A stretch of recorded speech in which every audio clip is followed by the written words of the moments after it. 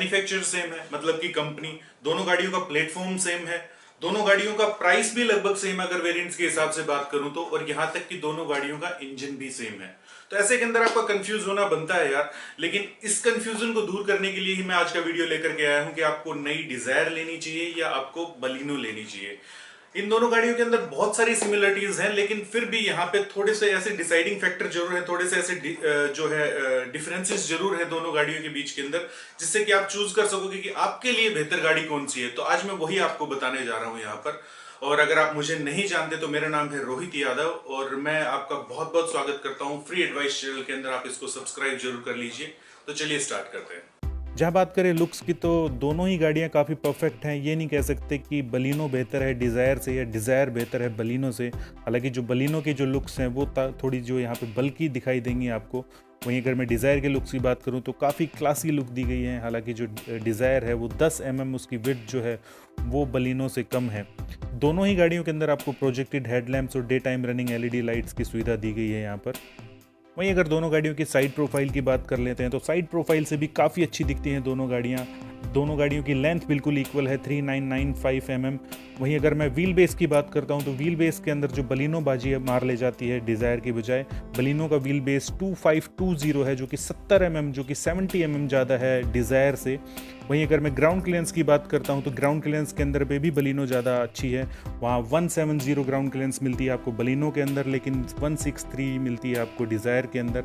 वहीं अगर मैं टायर की बात करूं तो टायर भी आपको कम से कम 1 इंच बड़े मिलेंगे आपको बलिनो के अंदर, जो कि 16 इंच टायर ऑफर करती है। वहीं आपको 15 इंच जो है वो डिज़ायर के अंदर मिलते हैं।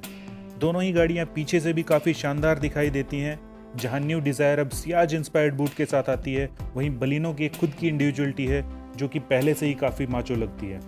इंटीरियर में बात करें तो आपको डिज़ायर के अंदर आपको 6 वे एडजस्टेबल सीट मिलती है। और यहाँ पर मैं स्टीयरिंग की बात करूँ तो यहाँ पर भी आपको वुडन टच के साथ स्टीयरिंग पर कंट्रोल्स भी मिलेंगे।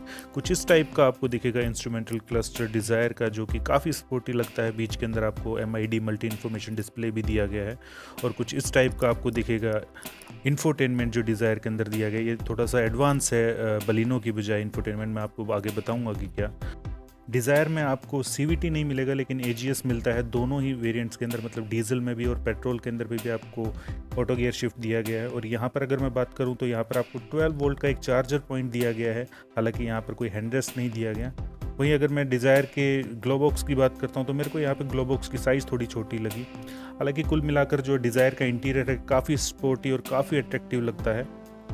अब बात कर लेते हैं बलिनो के इंटीरियर की। तो बलिनो में भी आपको 6 वे एडजस्टेबल सीट मिलती है। और अगर मैं बात करूं स्टीयरिंग की तो स्टीयरिंग के ऊपर पे भी आपको सारे कंट्रोल्स मिलेंगे, चाहे वो इंफोटेनमेंट से रिलेटेड हो, चाहे वो इंस्ट्रूमेंटल क्लस्टर से रिलेटेड हो।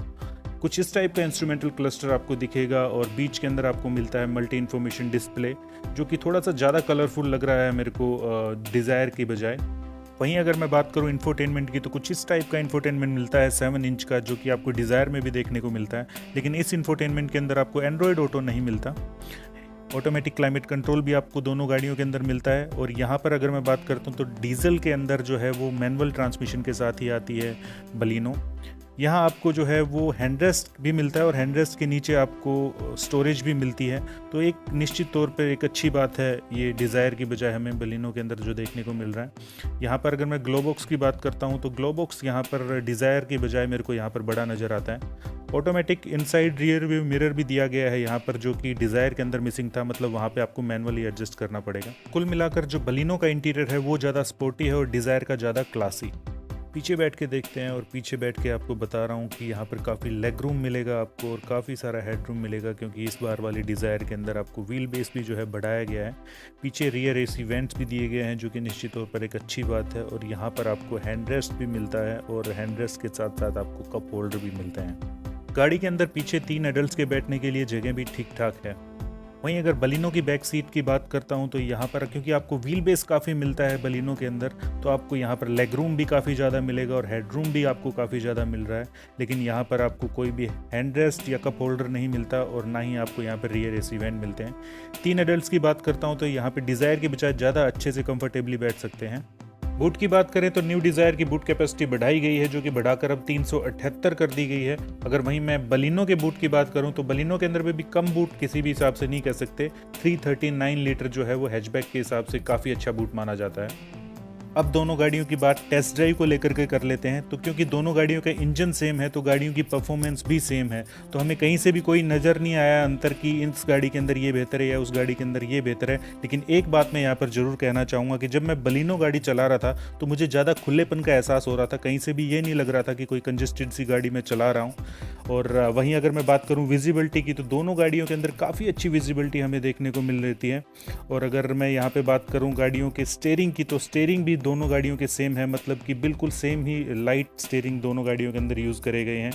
सस्पेंशन के अंदर मुझे डिज़ायर थोड़ी सी बेहतर लग रही थी यहाँ पर बलिनो की बजाय, जो कि इस बार बोला भी जा रहा है कंपनी के थ्रू कि गाड़ी का सस्पेंशन है वो उसके अंदर काफ़ी सुधार किया गया है। तो दोनों गाड़ियाँ काफ़ी अच्छी चली, दोनों गाड़ियों के अंदर कोई भी मेरे को दिक्कत नहीं आई। दोनों गाड़ियों की जो कैबिन नॉइस वगैरह थी वो भी काफ़ी सेम थी।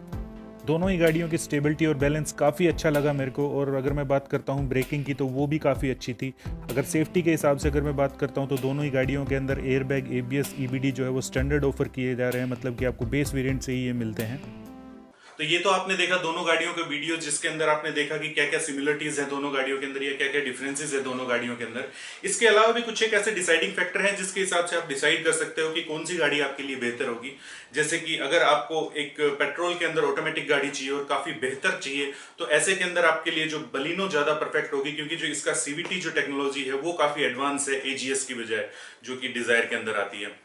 दूसरी चीज ऐसी ही, अगर आपको डीजल के अंदर ऑटोमेटिक चाहिए तो वो आपको सिर्फ डिजायर ही ऑफर कर रही है, ऐसे के अंदर बलिनो का ऑप्शन ही नहीं बचता। तीसरी चीज कि अगर आपका जो घर के रोड है या कहीं पे भी आप ऑफिस वगैरह के अंदर जाते हो, वहां पे जो रोड है वो ज्यादा ऊपर नीचे है, तो ऐसे के अंदर आप चाहोगे कि आपके लिए बेहतर ग्राउंड क्लियरेंस हो गाड़ी की, तो ऐसे के अंदर आपका जो है ऑप्शन सिर्फ बलिनो ही होगा, क्योंकि 163 ग्राउंड क्लियरेंस है डिजायर की और 170 जो है वो है आपकी बलिनो की।